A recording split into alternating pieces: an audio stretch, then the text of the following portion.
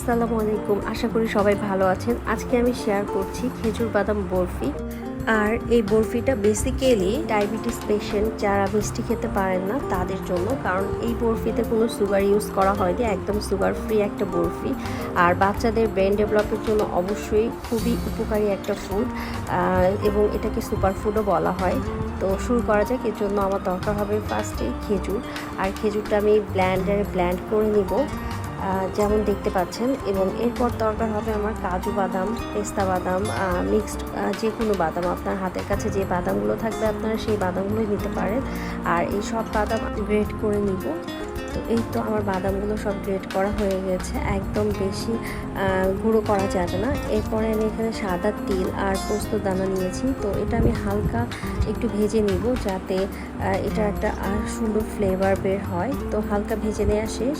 এরপর আমি প্যানে ঘি দিয়ে দিচ্ছি।